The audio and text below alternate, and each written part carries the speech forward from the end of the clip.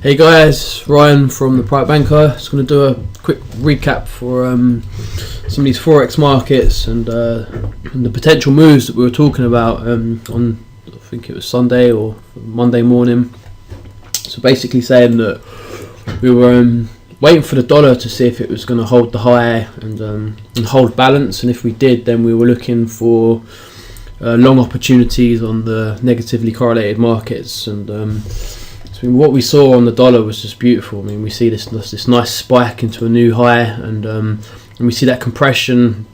We saw volume drying off and a fall back into range here. So, I mean, the dollar has clearly shown that for the time being that we're going to see a continued balance here, and obviously the next step is a potential run down to the other side, basically, of this upper distribution here. I mean, it's obviously some multiple trading ranges and distributions inside this area, but obviously for the moment, and we're looking for sort of reversions back to this 50 exponential moving average potentially.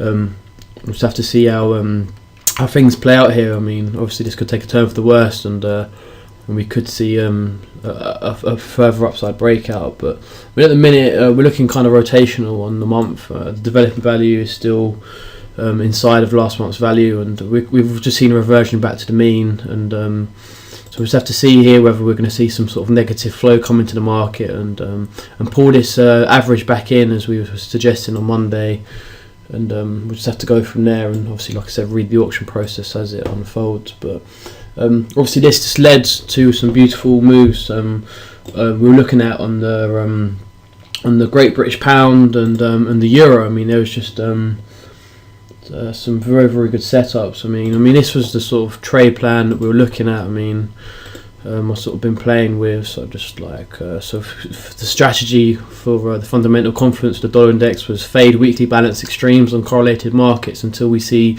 the next sort of auction higher and exception above the 140. Until the break, look for mean reversion plays, and just some basic notes there. But I just forgot I had that there. I'll just see it when I was switching over. But as you can see, we came in, we found the bottom, we started to see this congestion, and we can see that volume was building here in this range. And obviously what happened was sellers met buyers, so buyers were stepping in, and there was obviously a two-way auction process as the market come into this short-term balance here, right at the edge of this lower VPARC on this major range, and news came out, and we just see it get smashed higher. But obviously we were already positioned on this pullback here to this setup area that I'm not going to go through. But and you can see, as soon as we broke, the main area was, as soon as we broke that 1.5 standard deviation, we just see the mean reversion. And obviously we haven't actually hit the mean, we're actually just holding the 1.5 negative, the 0.5 negative standard deviation on the month. But as you can see, again, similar scenario. I mean, we're seeing balanced rotational play on the month with the value inside the previous value, and obviously the expectation is, as long as we don't see any imbalance to the sell side develop, is rotations back to the mean, the other side of value, and potentially back to the bracket high on the Euro. But obviously just the fundamental plays and how this trade evolved was just very tactical and logical. And so again, with the pound, a very similar setup here. I mean, we could arrive on the pound. I mean, we were already sort of positioned on the long, on the test below this sort of bracket on this 2-day sort of overlapping. There was no really compression here, as we could say. I mean, there was this big engulfing bar down, and we started to see some compression come in at the bottom of this bracket. But I mean, we just couldn't.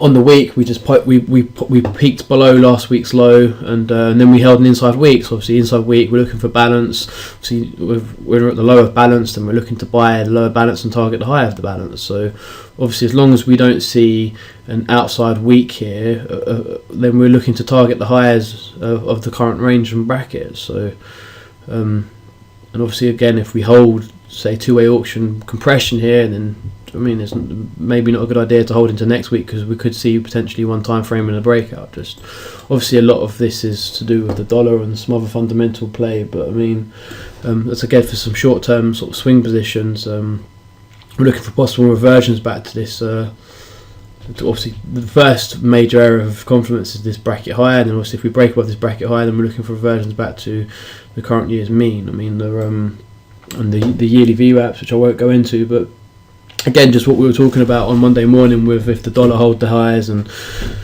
obviously the first strategy is to fade the extreme of the balance, because the theme is balance at the moment and we can't predict the breakout. Then obviously, then like I said, we wanted to be buying the opposing markets with the GBP and the Euro, and just said these trades end up playing out very nice. So I mean, at the minute we are positioned currently long on the Euro and the Great British Pound, and on the pound we've scaled some decent scales into the mean, and we're just going to sort of see how this plays out from here, regards where we're going to try and auction next. We was looking for shorts on crude oil here, but I mean, at the beginning of the week we sort of positioned ourselves shorts, but crude, I mean, is potentially looking like we're going to see a potential inventory grab to the buy side here, and who knows, maybe even break out higher. I mean, even though fundamentally we should auction lower, I mean, we have seen a firm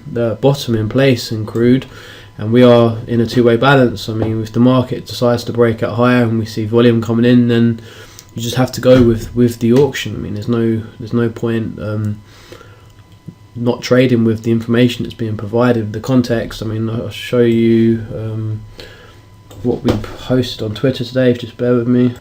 So this is what we posted on Twitter with the expectations, with the hypothesis we have in play at the moment with the dollar. So the first expectation was to hold the at least the 1.5 standard deviation on this day. We came up, we tested that 1.5 standard deviation, and the high of this amateur range that we've been trading in, and from a micro perspective.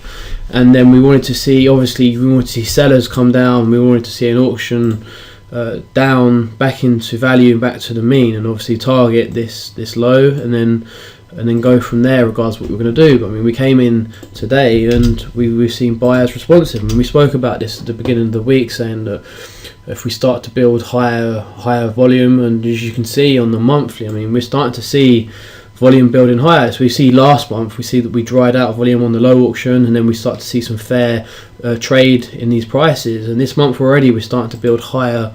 I mean, the VPUC's higher, and we start to see volume coming higher. So what's that telling us? That at the moment the fair prices for this month are from 50, 57 up to $54 a barrel, and we've got contract roll this week, and we're already trading $55, which is almost 150 cent higher on the spread, on the calendar spread, on the forward months. So that's a very interesting thing. Obviously we're using continuous data, not back adjusted, but I mean, crude is potentially looking to try and break out. And so the first, obviously, scenario, the first hypothesis we have in play, the current theme on crude is balance. So until we see an imbalance and a change, then we have to stick with the current theme. So the current theme is showing us balance. Unless you're positioned already long from this low as a fund manager, and then you could be holding for a potential breakout. And if we see a breakout with an inventory grab, this would be the first scenario. So we'll see a breakout, and we've got poor high here. We've got 1, 2, 3, 4. This must be the 5th time we've tested this area, and we've got the current year high here. So I mean, this is obviously looking like a weak area. I mean, we've only tested the lows 1, 2, 3 times. So regards to time price opportunity, I mean, this high is looking poor. So there's going to be a ton of stops here. Everyone's short on crude at the minute. So who's going to get hurt the most? The people who are going to get hurt the most are the lagging sellers trying to get into this move late. So I mean, the first thing that could happen here is we could see an inventory grab. They could come up. They could we see the market bust through all these resting buy stops that are going to be there from all these weak sellers in the market, and we'll see a big blow off top, and then we'll see the market come back into equilibrium balance, and we'll return back in with two-way trade with sellers active at these prices. And obviously, if we don't see that, then the market's going to break out. We're not going to find the sellers there, and there's going to be a change.